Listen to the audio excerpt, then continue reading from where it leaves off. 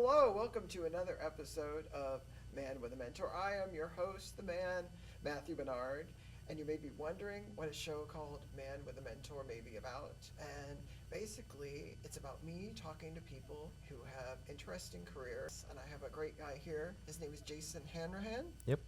And I'm going to read something first about you with your approval. Um, Jason Hanrahan has an amazing dichotomy to his current career. He is the president of the Bridge Group, a managed service provider that provides IT services to customers in a variety of industries. He is also the operations manager of the John Legend Theater in Springfield, Ohio. So these are two sort of, I would think, wildly opposing things to both be doing. So I'm just wondering, when you go back into your background and you think about like your past, where was your path going, or how did you decide like what to do if you're equally passionate about like both of these things, or do you just do both and you're a busy guy? I do both, and I'm a busy guy. No, I mean, my dad worked at NCR growing up, so my life was just immersed in technology. He would bring home old laptops, old equipment. I would take them apart, play around with them.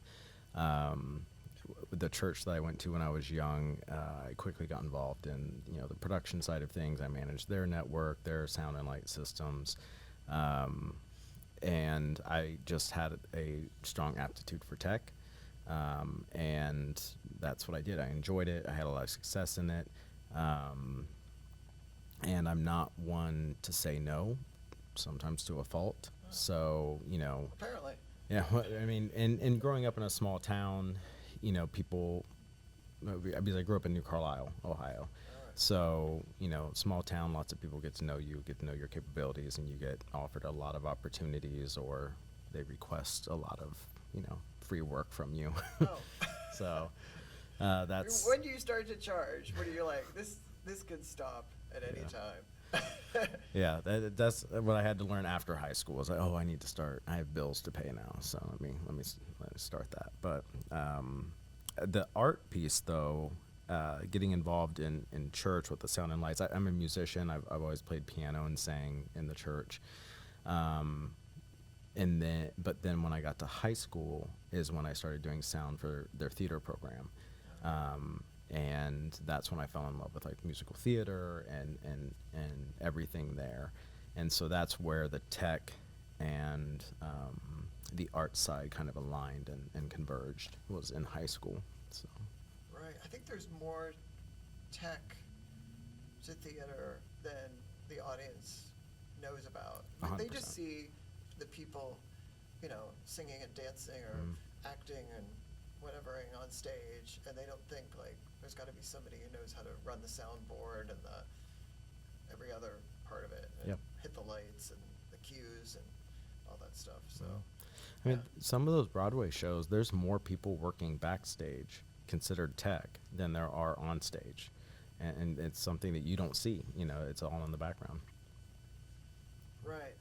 When you went through like teenage years, were you conflicted? Were you like, what should I go into? Should I go into like the sound design part of entertainment, or should I go down like an IT track? And did you always think like, how do I get back to the other? Or did you kind of put it behind you and think like, oh, that was fun for a while? Or how did you wrestle with that? I've always I've always done both. And I've been very fortunate to have a very supportive family. So they never tried to keep me from being too busy. They were very supportive in me exploring all of my interests. We didn't have a ton of money growing up, but they would find any way possible.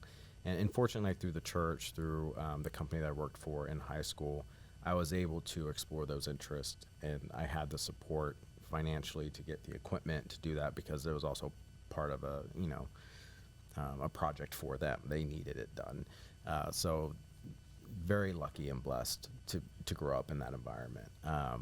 The conflict really only came to like my senior year, where I was like, what do I want to go to college for? What am I going to spend money on as far as my education goes.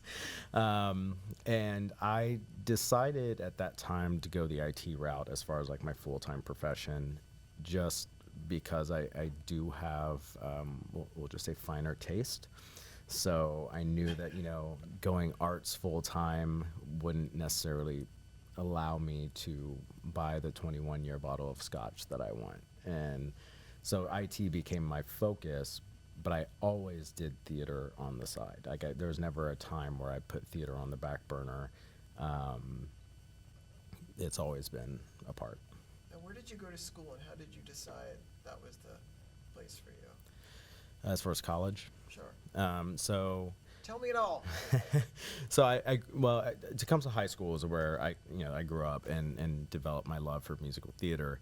Had a great director out there, Julie Grusemeyer, who was really essential in helping cultivate that in me. And after high school, I decided to go to Wright State part-time because I worked full-time for a foster care agency and started developing their IT department with my dad. And I spent, I think, 2 quarters. I know that saying quarters ages me. But I spent 2 quarters at Wright State as a part-time I like student. the quarter system. Yeah. I like having classes for like 11 weeks instead of Yeah. like 16 weeks or something. It seems more manageable. Like the road at the end Mhm. seems like quicker to get there or something. Or, I don't know. I It's agree. just me. And for me also, I like project-based work because I get bored easily. So the quarter turnaround versus a semester is is more my speed.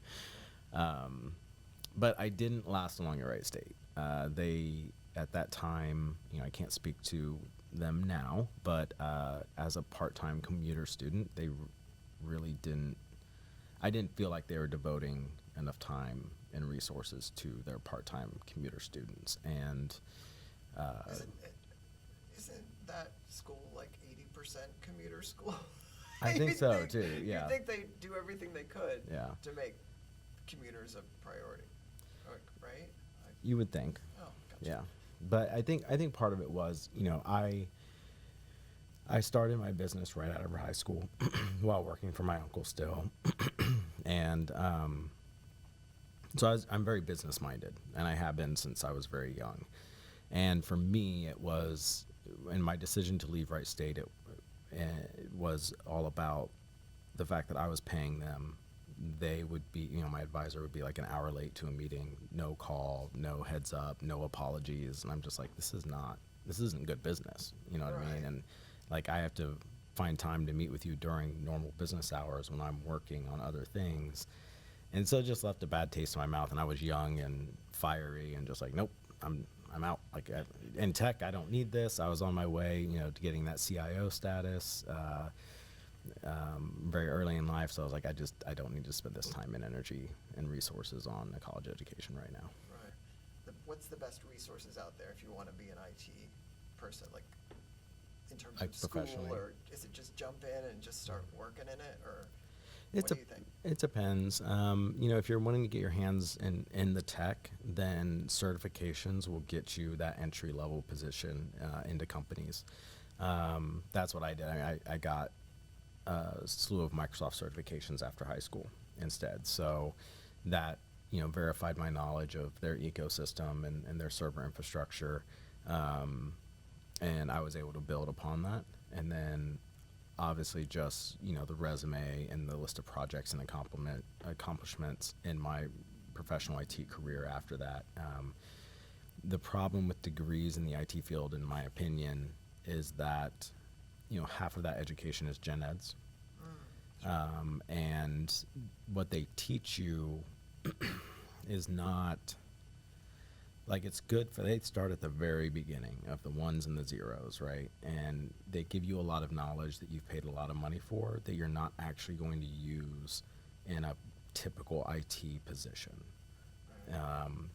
If you're going into programming, yeah, you need to learn ones and zeros and different languages. But if you're going into the infrastructure side, servers, networking, you don't need to spend your time on that. And you should be developing those network skills, not just broad computer science skills. I mean, hiring people, because I've hired people out of high school, out of college, and, they come into a job and they're like, oh, well, I learned this, and this, this was my class load, on my, degree specific classes. And I'm like, this is stuff that, like, the corporate world is phasing out.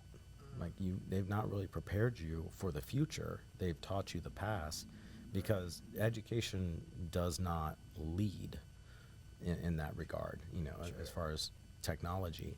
And I'm not saying that they should be the ones. Like, I'm not saying it's a bad thing, but they're not leading that. So they're following in that regard. And there's some colleges that, they're quick to implement new stuff in their curriculum. Some of them are not. There's a process to implement new curriculum. And like you said, tech moves fast. And so lots of times, colleges just can't keep up. Right. Let's talk about the Bridge Group. Mm-hmm. How did you know that you were ready to, like, create your own company, your own brand, lead it, like, do everything? Mm-hmm. Like, was there a nail-biting time when you were like, I've come as far as I can doing X, Y, Z, I want to do this on my own? And Mm-hmm. what was that like? And, like, when did you know the time was right? I don't know if there's ever a feeling of the time was right.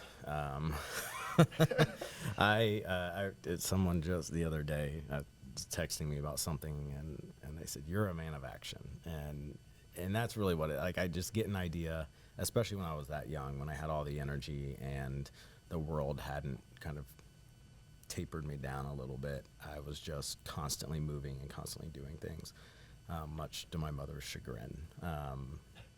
And so I think, I don't know if I would ever had a moment of like, okay, now's the time. It was just, this is what I want to do, so I did it.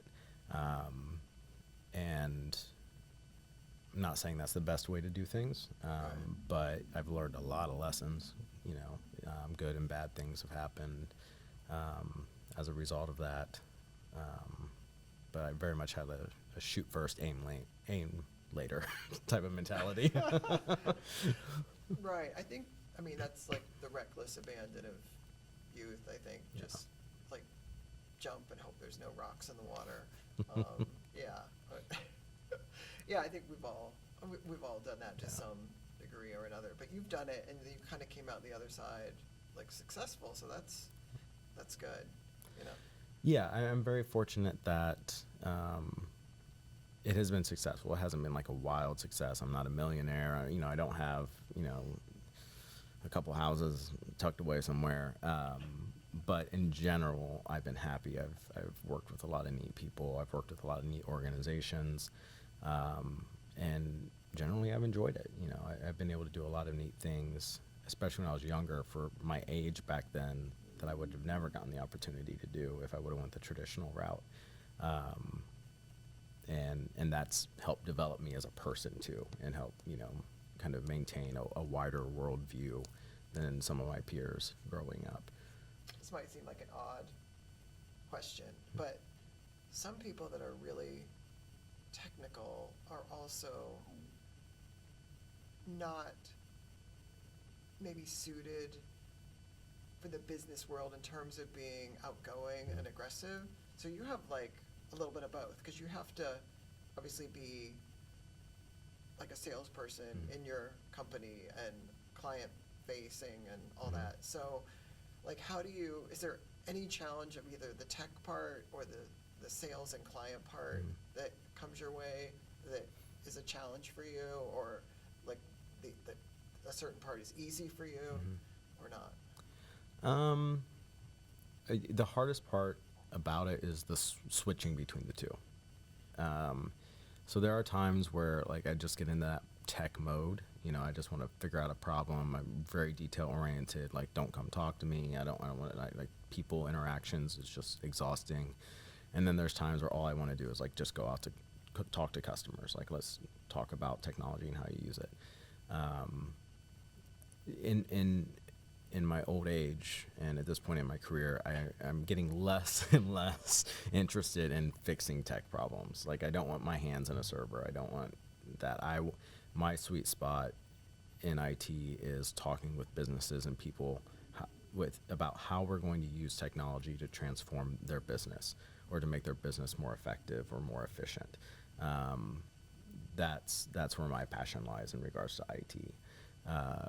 And I was fortunate, I helped build an IT department as a company was growing rapidly when I was young. So I've never spent like 100% of my time inside just the tech. I've always kind of split it between, developing business processes, the operations side of it.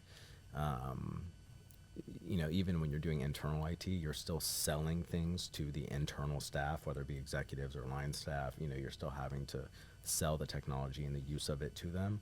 And that's always been a big part of my job. And so I think that's probably what kept me interested in tech, is those things, versus just the tech itself.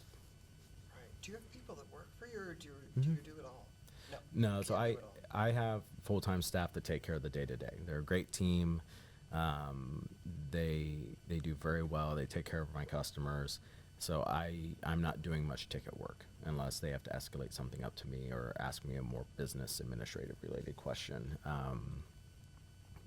So I don't spend a full-time workload on my IT company. I have staff that do most of that work. So how do you balance this work with being the technical director of the John Legend Theater? Is that also like a huge commitment, or is it less of a commitment? Or I mean, it is a full-time gig at the theater. So the theater is. I think you're being selfish, Jason, a little bit. You've got two full-time things going on. Well, like I said, the Bridge Group, my company, it's not a full-time workload. I'm available 8 to 5 for my staff. But they'll find me working at 11 p.m. Taking care of whatever it is that's on my plate. But I'm blessed to be in a position where I've hired people to take care of the day-to-day operations support of my company, and they take very good care of my customers, our customers, because I'm tired of fixing printers. I don't want to go do a paper jam. That's not what I want to spend my time on. And so I'm fortunate to have the flexibility to hire people to do the things I don't want to do. And that frees me up to take on a job like, the John Legend Theater, where that's another one of my passions. There's stuff that I don't like doing in that job, of course, but overall, it feeds me in a way that tech does not. Tech feeds me in a way that the Legend Theater does not. Right. So I'm able to, dabble in both worlds. Right. I love that you've been able to, figure out a way to feed, both parts of your brain, or Yeah. You had passions for those two things, and most people kind of maybe put one to bed, or just I'll do it in my spare time, Yeah. or as a hobby, and then it kind of really over time and really can fade until you retire. Yeah. I'm ready, people. Same. No, it's just one more comment on that. I mean, I want to encourage people who may be listening that I would love to do that. Especially in today's world, it can be done. It's not easy. You have to get creative. It's a lot of hard work, but it's possible. What about social media? Does it make you crazy? Is it a necessary evil? Are you constantly trying to find ways to use it to market, the Bridge Group or the John Legend, or do you have any involvement with the marketing arm or the social media arm of them, or is that a different kettle of fish? Does it make you crazy, or do you love it? Or I know it will make me crazy, so I try not to do a ton. I'm on social media, obviously. Do you want to do some shout outs? Plug the Bridge Group and whatever else you want to. I can. Yeah, you can find Bridge Group on Facebook. You can connect with us there on our website, bridge-group.org. We don't do it. I mean, there's a couple posts a week. They get posted to our LinkedIn and Facebook Bridge Group page. Kind of stock content, just to maintain a presence. But our website is a great way to contact us. Contact me if you're looking for IT services.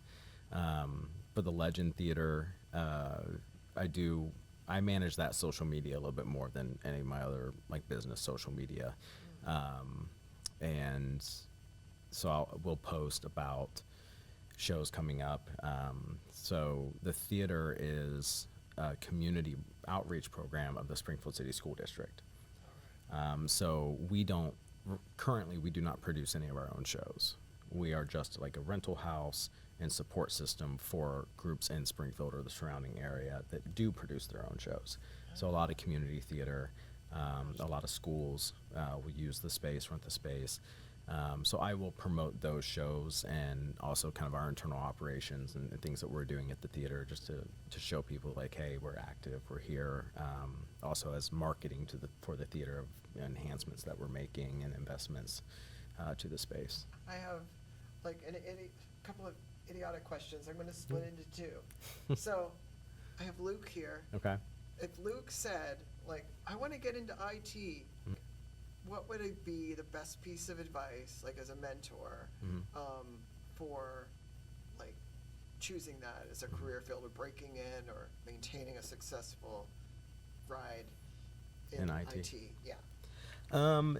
Quickly figure out what area of IT. Talk to Luke. Oh. Luke, quickly figure out what area of IT you're interested in. The IT industry is vast. There's programming, there's AI now, which is kind of separate. It's kind of considered separate from programming. There's infrastructure, some social media positions are more IT positions. There's data analytics. So find any way that you can to get your foot in the door, to shadow someone, and really figure out what area you want to go into. And don't be afraid to try new things. College isn't everyone's best answer. All right. Well, let's put Luke away. Bye, Luke. Now, let's pretend we're Lando. Okay. Lando might want to go into being in the world of entertainment, of being like a technical director, or musical theater, or just being in the theater world. What would you think somebody wanting to go down that track, a great piece of advice for them would be?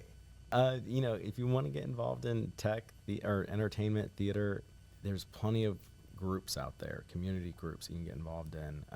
A lot of the youth programs I work with, I've seen the kids start out with, I'm going to be on Broadway. I want to be on stage. I'm going to sing and dance my heart out. And then they kind of realize, oh, I have more fun behind a soundboard. I have more fun doing costumes. And so I've seen them kind of divert, but them just being involved, because the groups that, especially community theaters are always in need of someone to do something. Right. So if you're there and you're present and able to raise your hand and fill that gap, you're going to get exposure to those things. You'll get experience. So just get involved. Right. And make connections. Work well with people. Lando? All right, that's enough of them. I want to thank you, my guest, Jason Hanrahan. And do you want to do another shout out about the Bridge Group? Yeah, so like I said, you can find us online at bridge-group.org. Search us on Facebook or LinkedIn. You can search for me. I'll be the one answering the sales calls and the sales emails anyway. So, yeah. All right. Thank you so much for being here and talking to me about IT and tech, even though about 80% of the words that you were saying, I have no idea really what they were. But I do want to say thank you for tuning in or watching another episode of Man with a Mentor. Thank you. Bye-bye.